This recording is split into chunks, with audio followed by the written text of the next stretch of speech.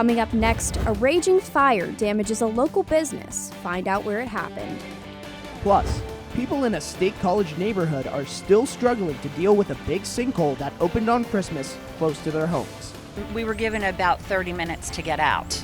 And how students are using a new kind of artificial intelligence. I've used them for hookup lines, pickup lines on dating websites, and they've actually landed me 2 dates. But there's a dark side to the AI too. The Center County Report starts now.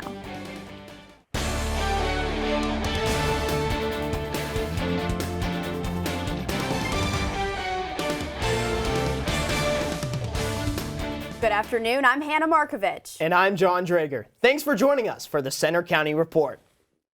Our top story: investigators are trying to find the exact cause of a fire that tore through a business in the Phillipsburg area. The 2-alarm fire broke out Wednesday at Advanced Powder Products on Enterprise Drive in Rush Township. Units from the Hope Fire Company responded and found the backside of the building engulfed in flames. Officials say there was heavy fire and water damage to the inside. The State Fire Marshal's office says early indications are the fire was accidental. More than a month after a big sinkhole opened in a State College area neighborhood, residents are still looking for answers and help. Reporter Zach Kay has the latest. 18 homes in Patton Township have been evacuated since Christmas because of a large sinkhole. It's across the street from Park Forest Elementary School on Amblewood Way. Residents were given short notice they had to leave as the hole appeared and grew. We were given about 30 minutes to get out, and that was code on the evening of the 25th.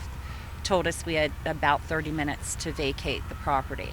After rushing out, Molly Craig scrambled to find somewhere else to live, and she says without much help from her insurance company. That meant spending money out of her own pocket. I was able to go to Lewistown with my boyfriend, and we have rented a place now for 1 month, and that's all my insurance company will pay. These parking signs have been here for over a month, and now progress is finally starting to be made on the sinkhole behind me. Workers have been here since Monday, looking to get these families back in their homes soon. I'm afraid this is going to last a long time, and I'm also afraid that we're going to have to get lawyers involved because I have nowhere else to go. Even when she gets to move back in, there's structural damage to her house, and several others as well. Inside of her home, she showed me the cracks that are now in her walls and how some of her doors no longer close. That's where we're at with that one. It's not as bad as the other one. This door used to close freely, and now this is where we're at.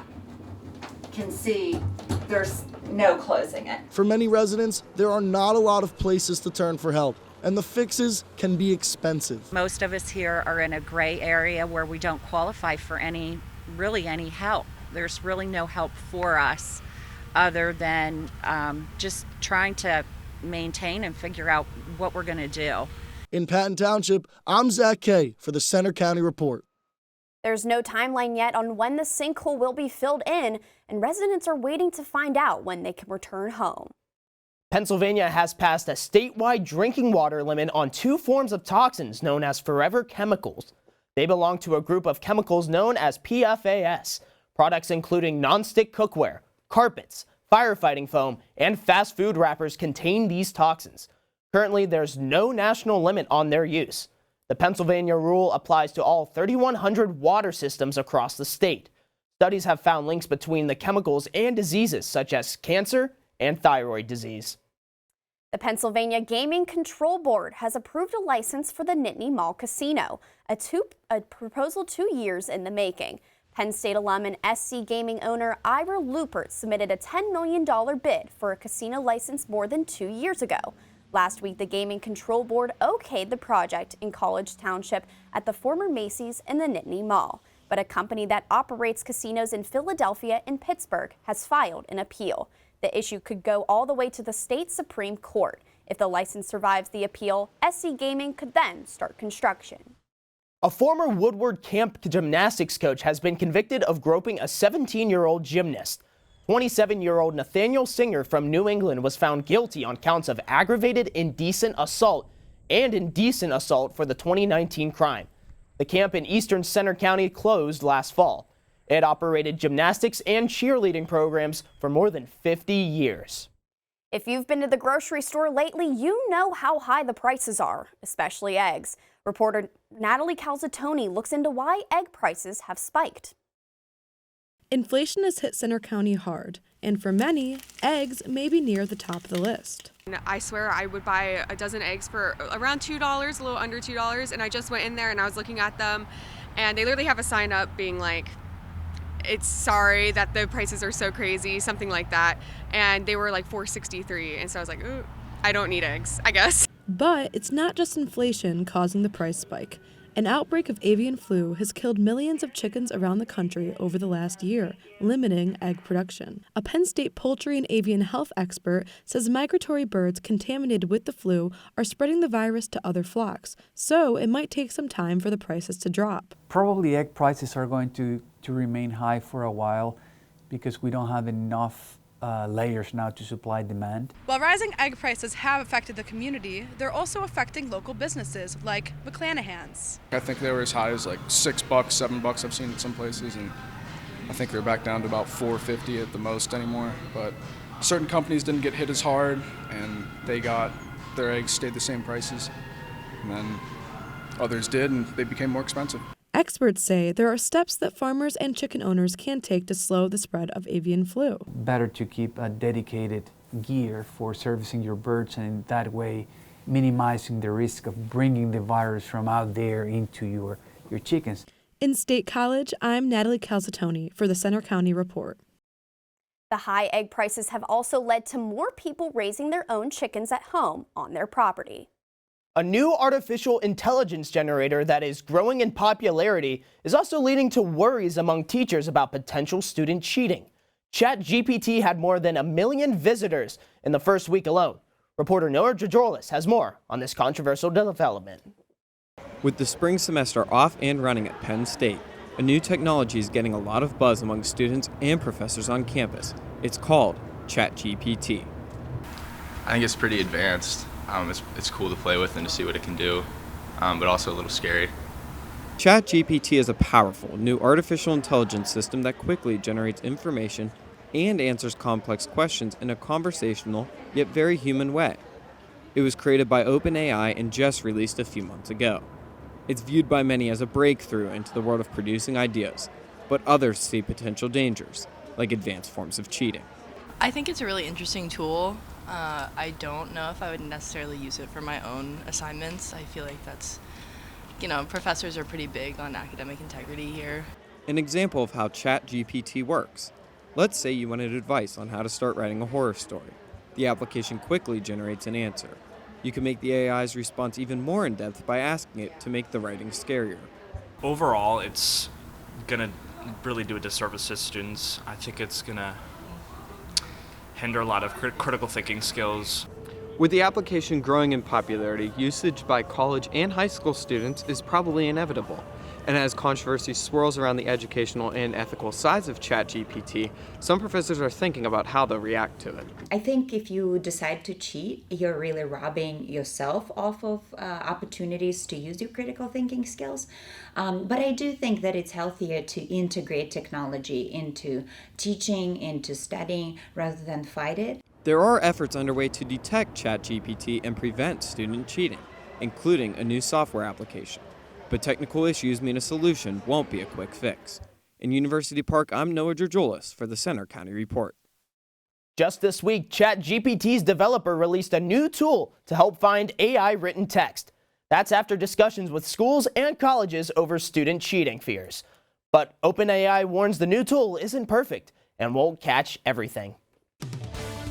Still to come on the Center County Report, some very cold weather is back this weekend. We have the 7-day forecast. Plus, a key Penn State administrator is stepping down. Also coming up, thousands turned out for an annual Pennsylvania tradition. See what Punxsutawney Phil predicts for the rest of the winter.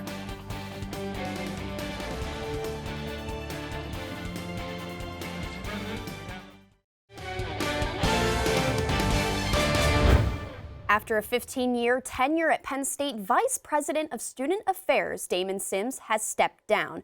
He'll serve as a special assistant to the president until June. Sims oversaw 1,500 staffers since 2008. He helped create the Student Leaders Roundtable, Student Legal Services, and revamped new student orientation. After Tim Piazza's hazing death in 2017, Sims helped create the Piazza Center for Fraternity and Sorority Research and Reform. Associate Vice President for Student Affairs Andrea Dowhauer will serve as the interim until a permanent replacement is found. A huge expansion project for the Top Trees Golf Resort is moving forward. Reporter Morgan Bull has the update. Top Trees Golf Resort is moving forward with plans for a major redevelopment.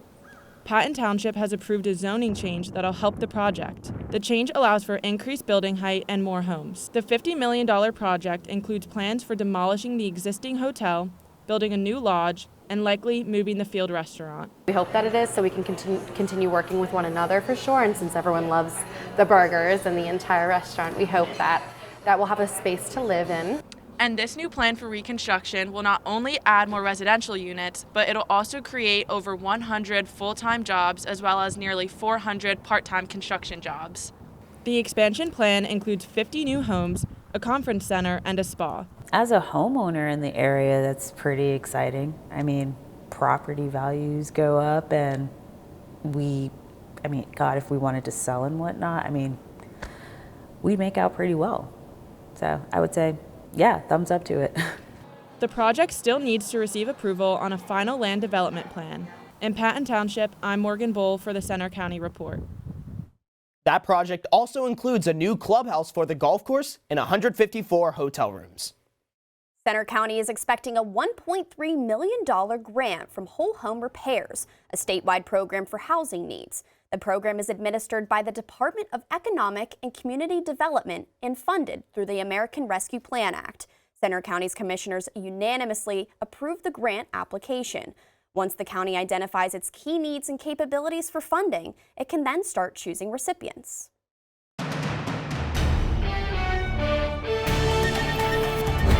Penn State student meteorologist Brian Michigan here with a look at your Center County Report forecast. Currently outside Beaver Stadium, you can see the gray skies behind me and even the reduced visibility. That's thanks to some of the lake effect snow showers that we've been seeing going in and out of this area over the morning hours so far. Currently temperatures 14 degrees with those snow showers. Feels like 0 though with that northwest wind coming in at 13 miles per hour, making things feel a whole lot cooler out there. Temperatures across the state, you can see single digits up there in Bradford, and with that northwesterly flow bringing in some of that colder air from Canada, you can see most areas in the teens and not even getting out of the 20s, especially as we look down there in Philadelphia.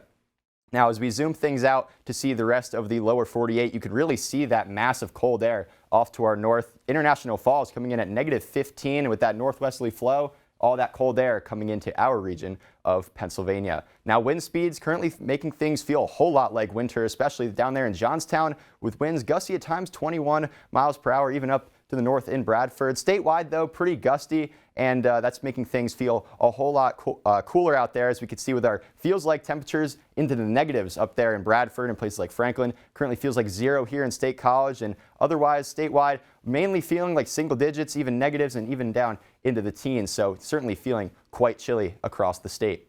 Now, satellite and radar shows, again, with that northwesterly flow moving over the relatively warmer Great Lakes waters, you can see some lake effect snow showers popping up here, these banding features coming into central Pennsylvania. That's what we've been dealing with here in Center County throughout the morning hours of today. Otherwise, much of the state remaining cloudy, not a whole lot in terms of accumulated snowfall, but certainly something to keep note of if you're out and about traveling. Now, for our future cast with temperature shows, as we get into the overnight hours, things are really going to get chilly, especially to our north and west, where single digits are expected here tonight. As we go throughout the overnight hours and into the early morning hours of tomorrow, that's where we're going to briefly dive into the single digits here in State College, but otherwise waking up to some pretty chilly overnight temperatures.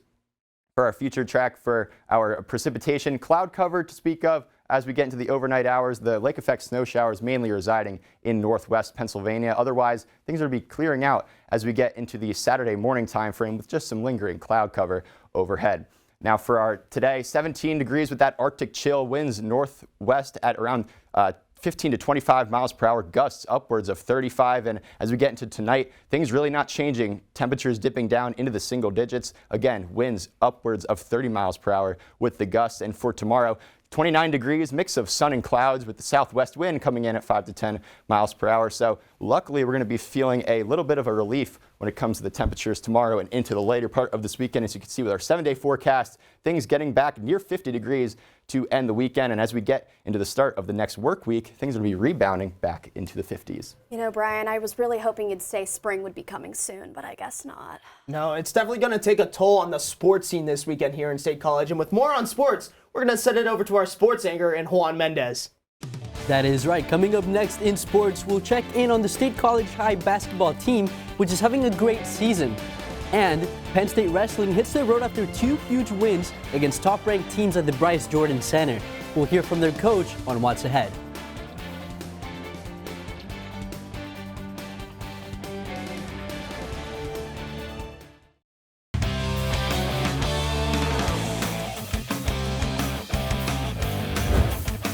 I'm Juan Mendez with sports. Penn State Wrestling takes its #1 ranking and 11-0 record on the road tonight to Ohio State. The Nittany Lions have shined under the bright lights of the Bryce Jordan Center the past 2 weeks and look to continue their dominant ways. John Drager has more. The #1 ranked Penn State Wrestling team is in the middle of a push for a repeat national title. Over the past 2 weeks, the 10-time national champions had tough company try to upset them at home. First, it was #3 Michigan for one of 2 BJC duels this season. The Wolverines took the first bout, but Penn State dominated the rest of the way. Then last Friday, the #2 Iowa Hawkeyes rolled in for one of the top duels of the year at the BJC. After back-and-forth competition, the Nittany Lions came out with the win. Coach Cale Sanderson is already preparing for what's next. You're competing, and kids are trying to win. So we haven't thought any more about it. We're moving on. Even with the big win on Friday night, Sanderson understands that the Nittany Lions have a lot to work on, concerning that Iowa knows how to bring those flaws to light. It gives us a chance to make some adjustments. Obviously, another big matchup. They just keep coming up, so just got to keep rolling and get better. Other than the usual suspects, a rising star comes from the 157-pound division and freshman Levi Haynes, who had his red shirt burned in the duel against Iowa. With a record of 13-1, the team sees him as an X-factor in close contests. You can tell Levi has that killer instinct in him. He's out there, he's looking for blood. So I think Coach Kill really likes that. Now, their sights are set for 3 straight duels away from Rec Hall. In University Park, I'm John Drake. Tonight's matchup in Columbus, Ohio starts at 7. Then on Sunday, Penn State travels to Indiana to face the Hoosiers. Penn State men's hockey is also on the road, taking on Ohio State tonight and tomorrow in Columbus. The Nittany Lions are trying to bounce back after winning only one of their games in the last 6. Penn State was swept at Michigan last weekend. The Buckeyes remain strong, having won 7 of their last 9. The two teams split a series earlier this season in Happy Valley. Puck drop is set for 7 tonight and 6:30 tomorrow. Penn State sits at #6 in the latest pairwise rankings. Turning to basketball now, the Nittany Lions travel to Nebraska this weekend for a game Sunday. They're trying to regroup after a tough loss to top-ranked Purdue this week. On the women's side, the Lady Lions play a 6th-ranked Iowa on Sunday in the annual Pink game.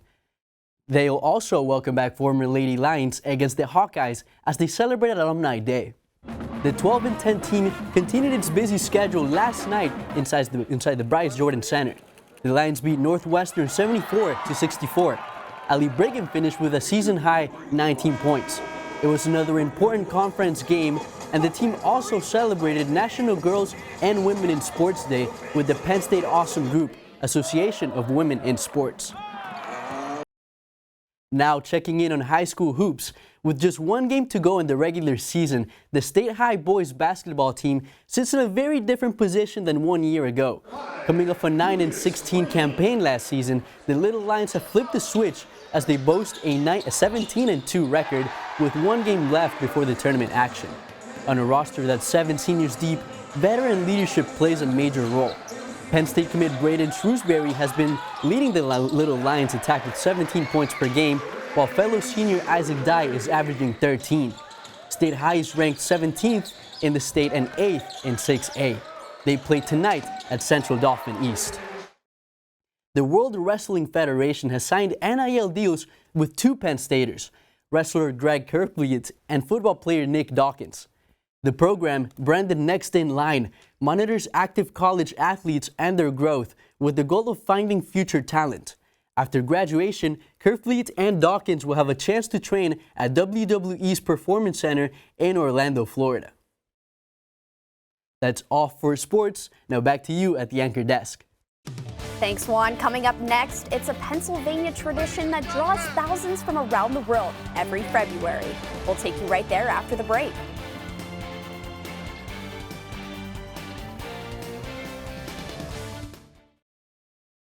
With the cold weather today, it's no surprise that winter may stick around a while.